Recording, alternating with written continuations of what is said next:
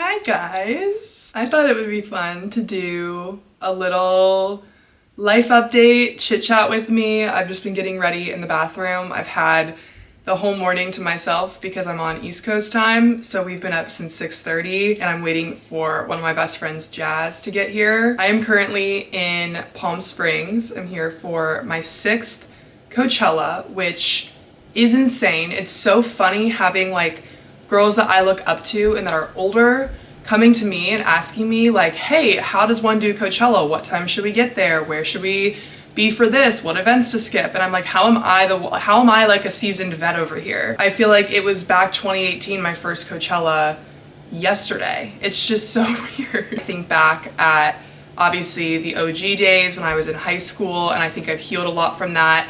And I'm able to look at the really special moments through all of that chaos and trauma growing up so quickly overnight brought to me. 2022, and I was going through my first heartbreak where everything was just so heavy and dramatic and depressing. Then I look at the last 2 years where I was with my ex-boyfriend, and to this day, I will forever be grateful because I feel like there was a lot of really great moments during that and moments that he helped me a lot. But I think that's kind of one of the beautiful things with heartbreak is you get to kind of reflect and realize that you could have done those things all alone. I feel like I became very hyper dependent on my family, my friends, relationships when the last like 2 years, especially coming here, I felt like I needed it to function. And now that I'm here and I'm doing it and I've been seeing people at the hotel and going to these things alone, it shows that like I can do it, and I don't blame anyone for that. It's just when you're in your comfort zone and it's cozy in there, you don't really want to step outside of it, but so many beautiful things come the minute you get a little bit uncomfortable. I feel like I've had a lot of epiphanies this year and just about how to look at relationships going forward. Obviously, we caught up in Aspen, and I feel like people are a little bit curious about how I'm going to look at dating and relationships and all of that going forward.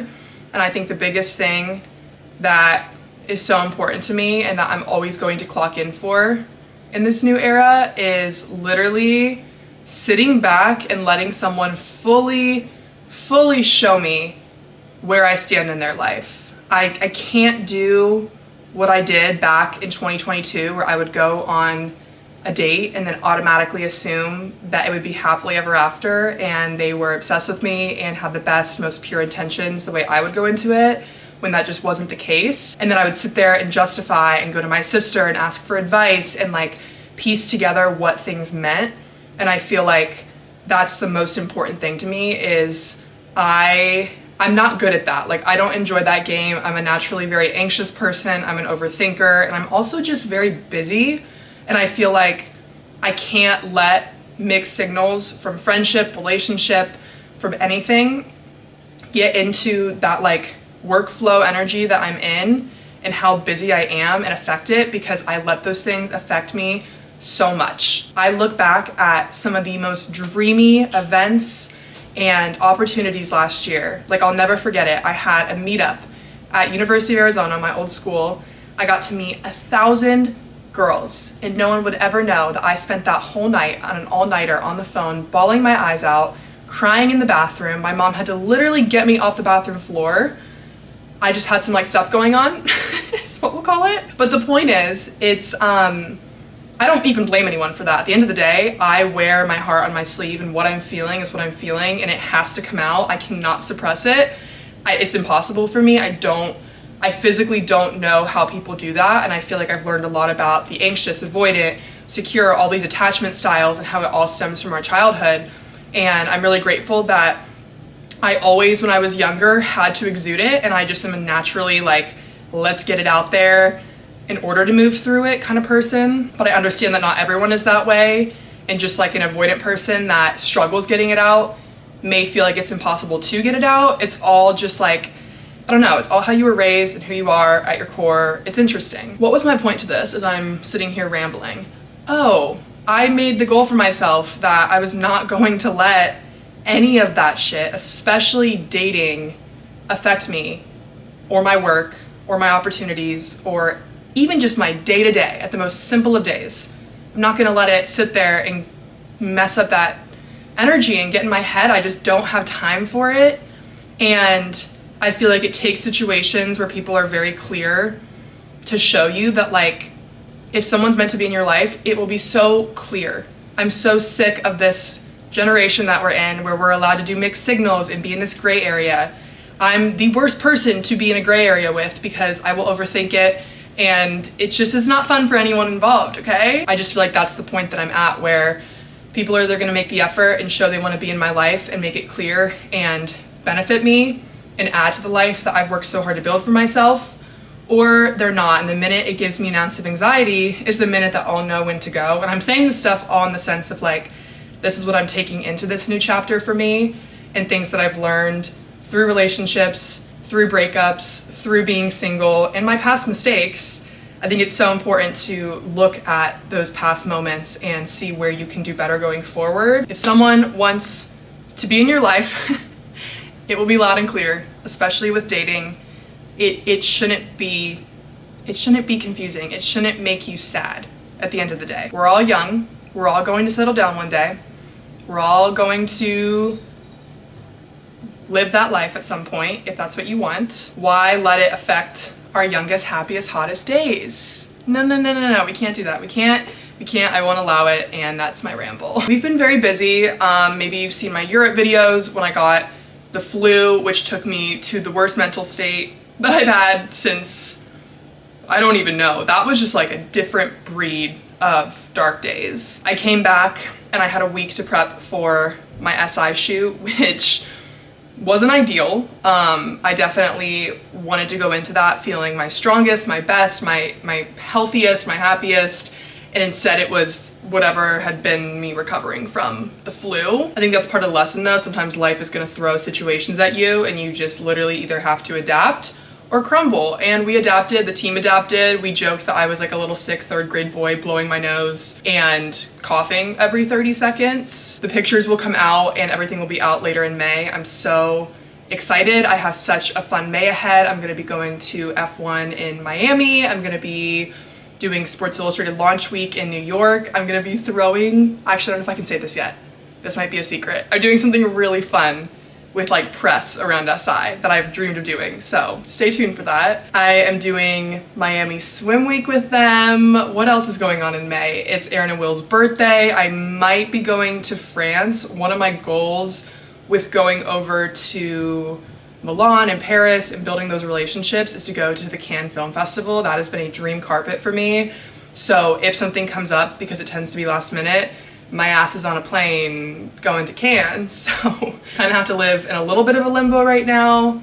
It's really all we do. I appreciate my friends and family for understanding my commitment issues. I just feel like overall I'm in a very good place, especially looking back at different times when I was here and where my mental state was. I'm trying to think what else. I'm going on my first bachelorette trip end of the month for one of my best friend's cat, which that in itself is a brain fuck, honestly, because how am I at the age where my friends are getting engaged as I'm starting a whole new chapter of my life? Don't really know, but I'm so happy for her. I love her fiance and her. She just moved to Arizona, so I got to spend really great healing time out in Arizona in end of March, which was like a really beautiful thing for me.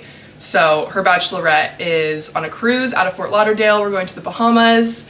It's gonna be super fun. It's during Stagecoach, so I will not be there this year, which I'm very bummed about, but this cruise will be amazing. We're doing Mamma Mia theme. It's gonna be very fun. I wanna spend great time with my sister in Charleston, as I feel like we have never been at a better place and kind of on like a similar vibe with everything going on in our lives. Seeing my mom and my family as much as possible. My dad and I feel like we've had a special little bond since Japan, where he gets like butthurt if I'll like talk about different things going on in my life with my mom, and then she feeds it to him, as like most dynamics are. And he's like, wait, I want her to tell me that. Like he's gotten like all in the know now. He feels like he's on the inner, so that's really precious. I swear my life has significantly gotten better since drinking whole milk again. I don't know what the correlation is.